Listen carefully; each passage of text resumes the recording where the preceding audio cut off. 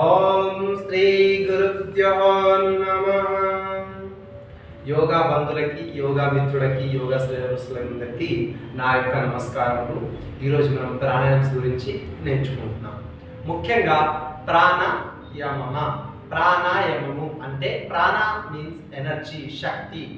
మన ప్రకృతిలో ఉన్నటువంటి ఎనర్జీ ఏదైతే ఉందో దానికి శక్తి అంటారు.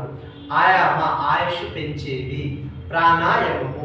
మనం ప్రాణాయామ అభ్యాసం చేయడం ద్వారా మనం పూర్తిగా ఎనర్జీతో, విజిటల్ ఎనర్జీతో పాటు మనం ఆయుష్ని పెంచేటువంటి సాధన చేసేటువంటి, రెగ్యులర్గా మనం చేసేటువంటి సాధన ద్వారా మన యొక్క ఆయుష్ని పెంచుకోగలుగుతాము అని మనకు అనేక మంది ఋషులు మనకు ఈ ప్రాణాయామ్స్ గురించి అభ్యాసం చేయడం జరిగింది.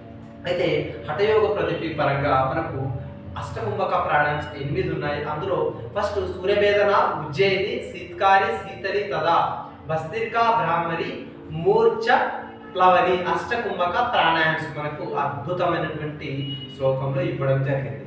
అయితే మనకు ఇంకా ఏవైనా ఉన్నాయా అంటే చాలా రకాలైనటువంటి ప్రాణాయామ్స్ ఉన్నాయి. కుంభకాలు కూడా చాలా రకాలుగా మనకు కుంభించిన కొద్దీ మనకు ఆయుష్ పెరిగే అవకాశం ఉంటుంది. అందుకోసమే మనం తీసుకున్నటువంటి పూరక స్థితి, కుంభక స్థితి, రేచక స్థితి ఈ ప్రాణాయామంలో చాలా చాలా ముఖ్యమైనటువంటి పాత్ర పోషిస్తాయి.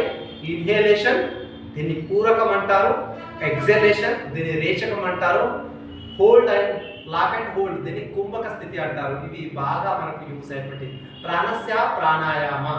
అయితే ప్రాణాయామం అనేటువంటి అభ్యాసం పతంజలి మాస్టర్ ఏం చెప్పారంటే, ఒకవేళ ఈ యొక్క రాంగ్ మెథడ్ చేసినట్లయితే అయుక్త అభ్యాస యోగేన సర్వరోగ సముక్త. అంటే మనము ఈ ప్రాణాయామం ఒక రాంగ్ మెథడ్ చేసినట్లయితే మనకు అనేక రకమైనటువంటి రోగాలు వచ్చే అవకాశం కూడా ఉంది అని మనకు ఋషులు చెప్పడం జరిగింది. అందుకోసమే అభ్యాసం చేస్తున్నప్పుడు తప్పనిసరిగా పాటించవలసినటువంటి ముఖ్యమైనటువంటి అంశాలు ఏంటంటే, ముందుగా పొట్టని క్లీన్గా ఉంచాలి. అంటే షట్క్రియాస్ అభ్యాసం చేసి ఉండాలి. హఠయోగ ప్రతిపి పరంగా ముందు షట్క్రియా శుద్ధి చేయాలి, తర్వాత ఆసనాలు అభ్యాసం చేయాలి, తర్వాత ప్రాణాయామ్స్ ప్రాక్టీస్ చేయాలి అని చెప్పడం జరిగింది. క్లుప్తంగా కొన్ని ప్రాణాయామ్స్ గురించి అంశాలు మనం నేర్చుకుంటున్నాం. అందులో ముఖ్యమైనటువంటి అంశాలు మనం నేర్చుకున్నటువంటి అంశాలు ఏంటంటే, సూర్యభేదన ఏ విధంగా చేయాలి. అయితే సూర్యభేదన అంటే ఏంటి? సూర్య అంటే మనం కుడినాసికంని సూర్యనాడి అంటాం, వెడమనాసికంని చంద్రనాడి అంటాం. మధ్యలో ఉన్నటువంటి ఆగ్నేయచక్రాన్ని దాన్ని కాస్త ఇలా పెట్టుకుంటే దాన్ని ఏడా, పింగళ, సుషుమ్న నాడి, ఈ 3 నాడులు చాలా ముఖ్యమైనటువంటి నాడు.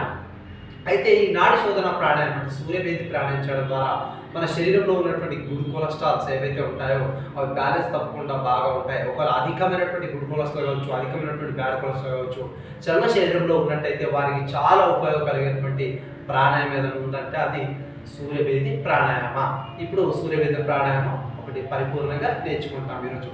విత్ కుంభక, వితౌట్ కుంభక ఏ విధంగా చేయాలో చూడండి. ఫస్ట్ కుంభక, వెడమనాసికంని మూసివేసి కుడి నాసికం ద్వారా తీసుకుంటాం. అంటే నాసగ్ర ముద్ర చేయవచ్చు, విష్ణు ముద్ర చేయొచ్చు, తర్వాత మనకు చిన్ముద్ర చేయొచ్చు, తర్వాత వాయుముద్ర, మనకు ఏదో ఒక ముద్రను ఎంచుకొని మనం చేయాలి.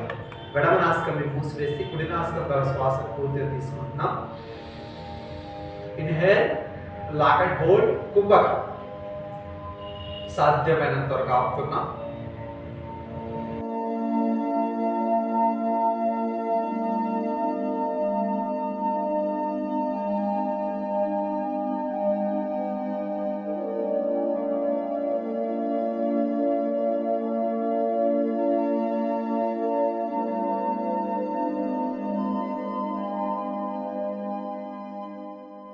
కుడి నాసికాన్ని మూసివేసి వెడమ నాసికంగా శ్వాసను వదిలించాలి.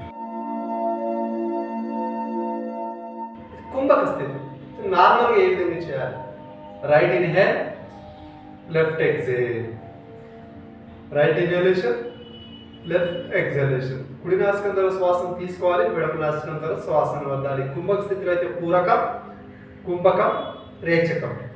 మరో అంశంతో మీ ముందు ఉంటాను. అంతవరకు సెలవు. ఈ వీడియో కనుక మీకు నచ్చినట్లయితే ప్లీజ్ లైక్ చేయండి, షేర్ చేయండి. మొదటిసారిగా చూసేవారు సబ్స్క్రైబ్ చేయండి. Thank you.